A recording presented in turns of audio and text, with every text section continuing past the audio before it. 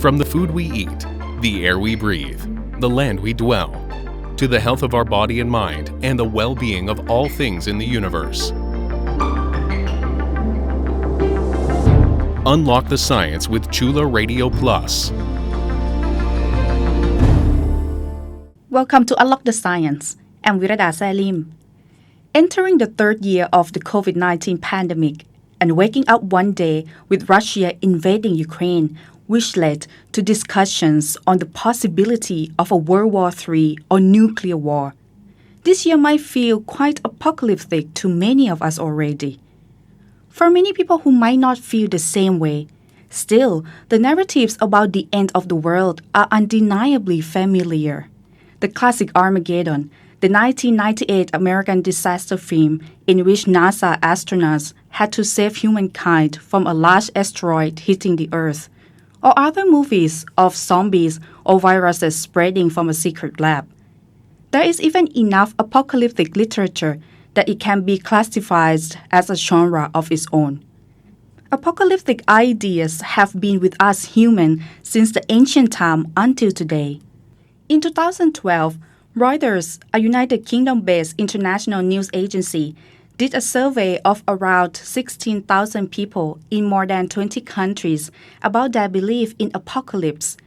It was found that almost 15%, or 1 in 7 people worldwide, believe that the world would end in their lifetime, be it through the hands of God, a natural disaster, or a political event. Turkey and the United States had the highest number of people who believed in apocalypse, accounting for 22% of their population, followed by South Africa and Argentina. About 1 in 10 people globally also said they were experiencing fear or anxiety about the world ending, especially people from Russia and Poland. If we look up for the meaning of the word apocalypse in Cambridge Dictionary, it means a very serious event resulting in great destruction and change. It is very interesting that it doesn't directly mean the end of the world, and it says nothing about death.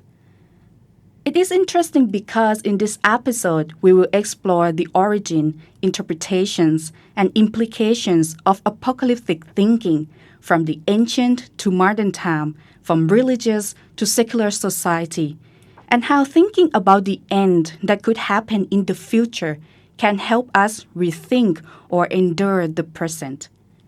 The word apocalypse comes from the Greek word apokalypsis, which actually means unveiling or revelation.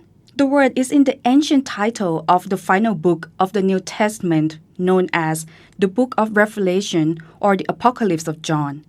The book is classified as apocalyptic literature. Revelations made to humans by a supernatural agency, heavy symbolism, numerology with vague meanings, extensive use of visions and allegory, concern about catastrophic day of judgment or the end of the world. All of these are characteristics of apocalyptic literature presented in the Book of Revelation. Apocalyptic literature tends to take a deterministic view of history, driven by the belief that our path and future are already set by God. However, since the event of the secularization, apocalyptic narratives are framed and provided with contemporary meanings. The apocalyptic or existential crisis is still there, but this time, the moral obligation is upon us. Will we take it seriously enough to tackle climate change, to develop vaccines in time to kill the plague, or to choose negotiation and peace talk over a nuclear war? These narratives exist in both movies and real-life debates. How apocalyptic thinking has transformed from its religious narratives to fit into the secular world, and how it can be argued that some of its elements have not really changed at all. To help us understand more, I talked to Associate Professor Dr. Rawitawan Sophonpanich of Department of English Language and Literature, Faculty of Liberal Arts, Thammasat University. Dr. Rawitawan has research interests in English literature, medieval and early modern literature. It's interesting to know that the origin of the word apocalypse which for us it means the world is ending, doesn't really mean so. Could you tell us more about the origin of the word and how it has come this far to the meaning that we are familiar with? The actual words apocalypse come from the Greek word apokalypsis, which means revelation. In the ancient context, it means the revelation of the future that is like revealed to us by the divine. So this kind of thinking has been around even before the coming of Christianity. Like it was evident in the Jewish religions that there's apocalyptic thinking that God will reveal how the future of humankind may end. This kind of narrative functions as allowing to see that God is in control of events and has a plan for human history. So people were encouraged to be faithful and to look beyond death and the struggle of this life towards the time of justice under God's future rule. So in a sense, the word apocalypse has evolved through time from the revelation of the future of those who believe in God to connote the end of the world, because the narrative of the revelation itself is always entails some kind of like the end narrative, like the ends of the world narrative, like the future of the people who believe and who refuse to believe and so forth. But as the society itself became more secular around like 14th century, that the society has turned towards more secularism, the belief in the religions kind of waning, like people believe less in the religion and look forward to science as a new way of to tell people about how the future will be like. And science has shown us time and again that it can tell us about the future. People begin to like, oh, this may be another type of narrative that is different from the religious one. So the apocalypse has gradually turned away from religion to embrace science as one of the ways to tell our future. Maybe you could share more with us some elements or characteristics of apocalypticism that have been there from religious to secular time, but maybe covered in different words, forms, or different interpretations. The belief of Antichrist or how Nazism is associated with apocalypticism, for example. The concept of Antichrist in the apocalyptic thinking is very, very interesting, and it has a very long history indeed. In the Revelation of John, which is one of the most famous apocalyptic narrative in Christianity, it tells us that before the coming of the second of the kingdom, like the kingdom of God will come to the world, there will be an Antichrist manifest as Christ himself. So it means like people will look up to this figure as if it is the second coming of Christ. And Antichrist is the figure that will lead human to the wrong path instead of follow the righteous path. So in order to make sense with history, people begin to try to pinpoint who was, who has been, who is the Antichrist throughout the history. Like when there was a French Revolution, for instance, this is a very interesting period in history in which the conservative says that the revolutionaries are the Antichrist, are the people who try to lead people to the false path, to the destructive end, while the revolutionaries mentions that the conservative were indeed the Antichrist. So in this sense, it seems like the Antichrist narrative has been utilized throughout the history. Like the Nazis began their propaganda by saying that the Jews are like the sinful, the Antichrist, whatever that will corrupt the whole civilization, then they need to destroy them from the face of the earth, and we will reach to the golden future or whatsoever.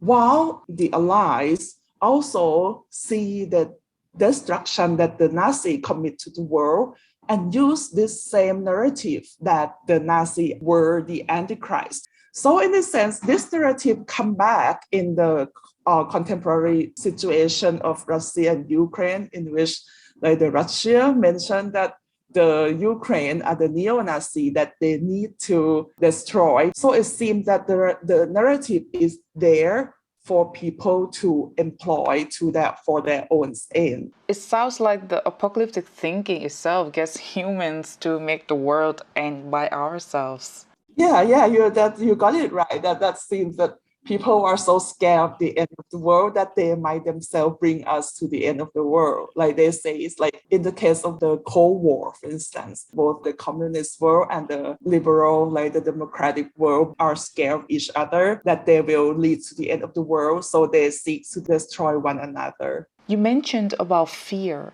How do you think fear is associated with apocalyptic thinking? Yeah, fear plays, I think, most crucial part in the apocalyptic thinking, in a sense that people, even before the medieval, they didn't know the future. They are scared of what to come. And the world back then, or even the world right now, is always scary. Like it's always unpredictable. So they have this narrative in a way to calm themselves down, that even though the world is scary, but the God already have the future for them. But also this narrative also enables fear in our mind too. Like it makes us scared that what gods might have for us, right? So in a way, it can be used to control the society. So it works both ways to make this kind of narrative popularized, and it also makes this narrative like always stay with us. Can we also say that apocalypse is the end of the world as we know it? What do you think if we say that we are now already living in the after world or post-apocalypse time, since the world as we know it before COVID-19 is quite gone? Also now with the invasion of Ukraine by Russia, for example. I think that is a very important question to ask, that maybe the world has already ended many times already. In a way, I think the question is, how do you define the end? How do you define the end of the world? Does that mean that we all have to die first and then the world renew itself again? Or it means that we all have been through some kind of like really traumatic event and we all re-emerged from it as a new person and live with the whole new world that is different from before. Maybe if you ask those who survived the Second World War, they might say that the world has already ended at the time of the war. And then it is the brave new world that they need to live after the war. Even right now, maybe the world has ended already with the pandemic and we are living with the ruins of it, what's left for us to make sense out of it. That is the conversation I have with Associate Professor Dr. Rawitawan Sophonpanich of Faculty of Liberal Arts, Thammasat University. We will take a short break now. You are listening to Unlock the Science on Chula Radio Plus. Even with the advance of technology in many fields we have today, apocalyptic thinking doesn't seem to be outdated just yet. This poses a question we will explore next in this episode. What is the function of apocalyptic thinking, especially in the modern time? Paul Samuel Boyer, the American historian and professor of history at University of Wisconsin-Madison, believes that there are some very deep human needs that could only be met by the prophetic belief system.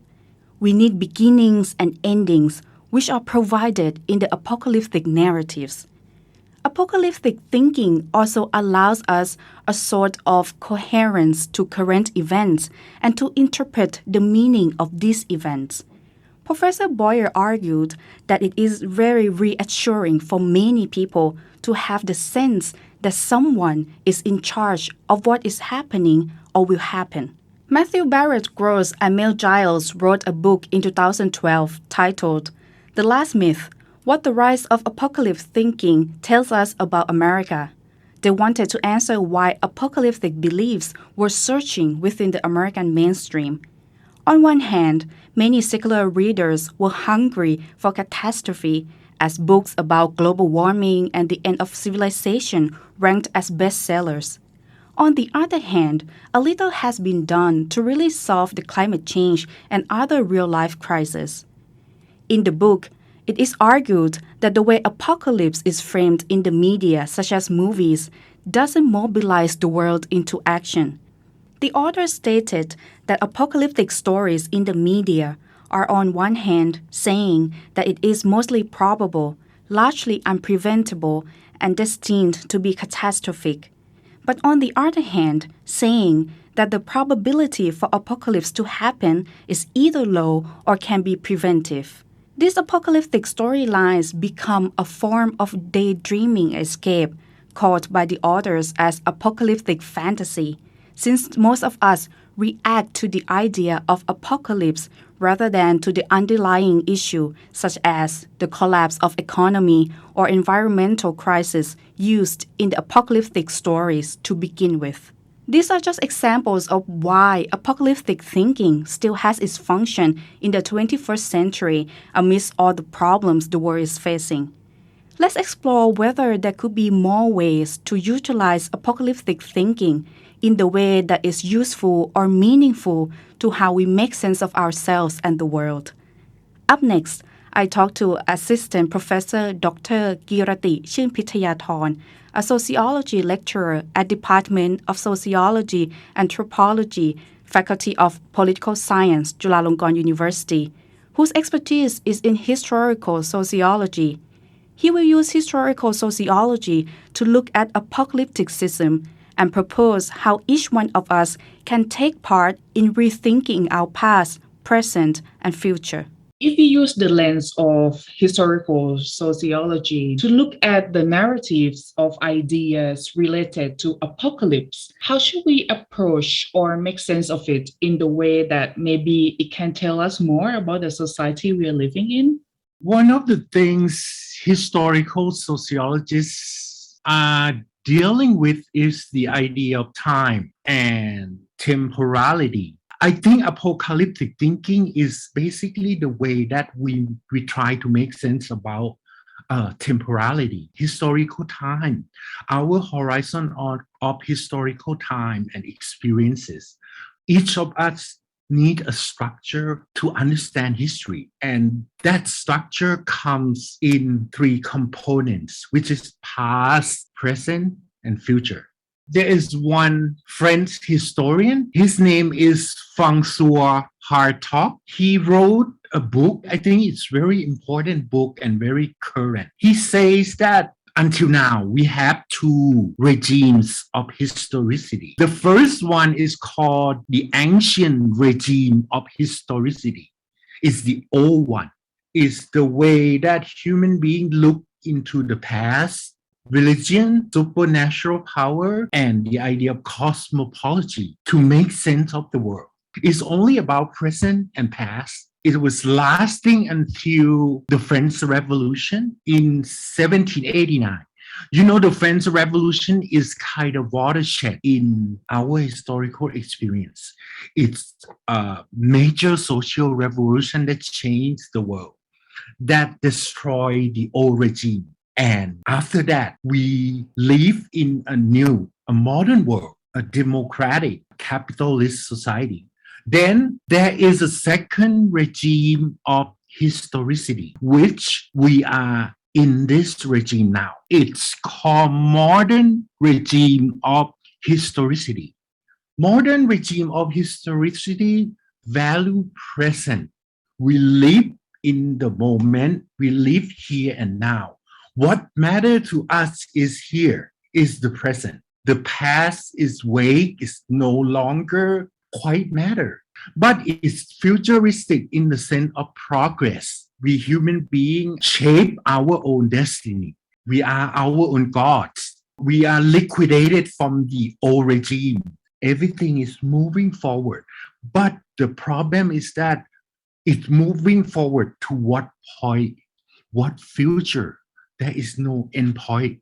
This is what Hartog means, the modern regime of historicity. In criticizing this modern regime of historicity, he urged us to move and to think with the new regime of historicity, the new historical condition in which past, present, and future are the engine that move our horizon of experiences, that move our life. The new historical condition is presented in two ways. The first way is we look more into the past. The new experience of getting the past out is becoming more and more important. We see in the media, we see in the film, the cinema, the literature, the theme parks, the way we study memory, recollection, the heritage, the idea of our identity, our sense of self toward the past. This is the first way we look more into the past, and the past is unlocked more and more from the present moment. It's not like the past that is gone, that is done, that is buried, that is finished. It's not the facts of the dead that we want anymore, but we want to reconstruct the past from the present moment. The second way is related to what we are talking today. We look into the future with a certain point of finish, points of ending. We are not so optimistic anymore in the new historical condition. The future has to be something that it makes sense to us. It's not just we progressing or moving or walking or advancing forward forever, indefinitely or something like that. We need to be sure about what is the end. And apocalyptic thinking that people are so preoccupied with today serve that sense. We want to know the ending. By knowing the ending, we make sense of the structure of time and temporality, which should be composed of the three components: present, past, and future. And they should be related to each other.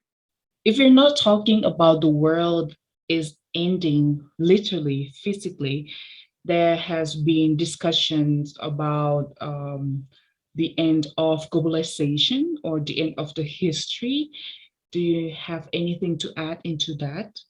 The idea of the end is like coming from everywhere for quite some time. I mean, Francis Fukuyama talked about the end of history. Karl Marx talked about the end of capitalism, that the proletariat, the working class will reunited around the world and they became revolutionary class to overthrow capitalism and we move into communism. His prediction didn't last long.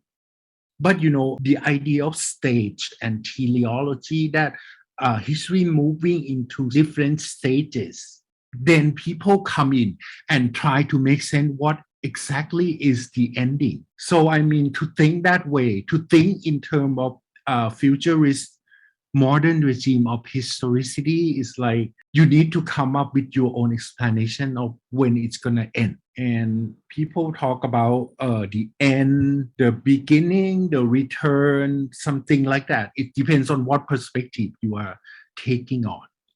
With all the terrible things happening in the world right now with the war and the pandemic, what are the important notes you would like our audience who are listening to us to take with them when we find ourselves wondering if the war is about to end? I like to say a little thing about a sociologist named Ulrich Beck. He talked about rich society.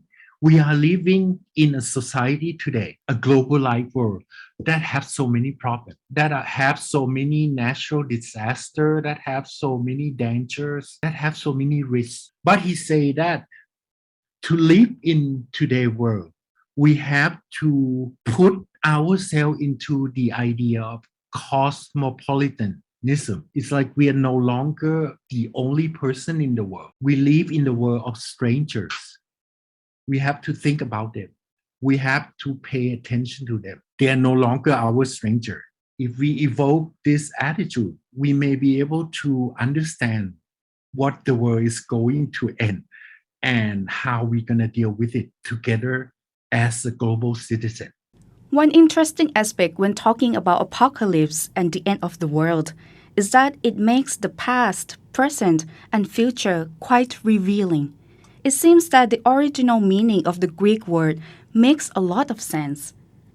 Many scholars agreed that the book of Revelation or the Apocalypse of John is not just simply an abstract spiritual allegory divorced from the historical events, nor only a prophecy concerning the end of the world.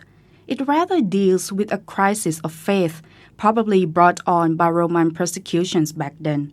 When Reuters did a survey in 2012, Americans who believed the most that they would see the world ending during their lifetime suggested that the government might know some information but keep it secret from their citizens.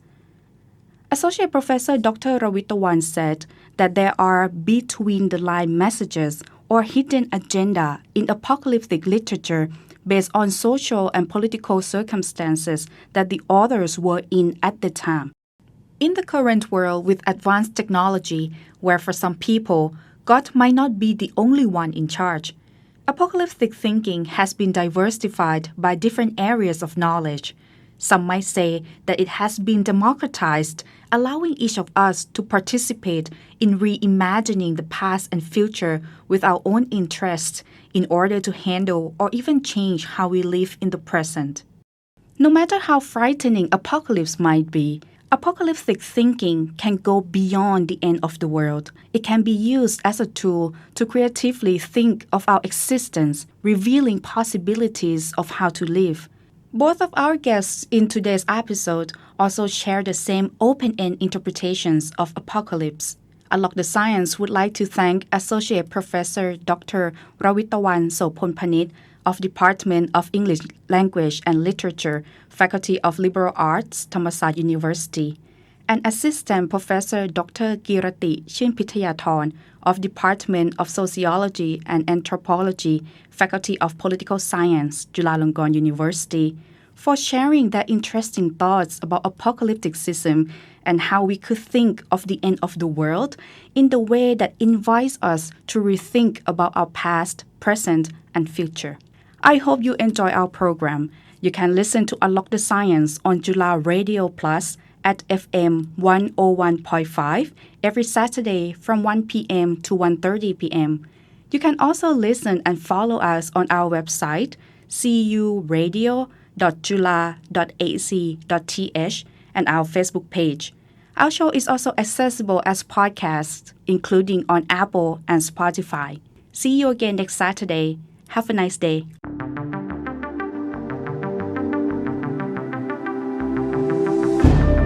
Unlock the Science is edited and produced by Sinfa Tunsarawut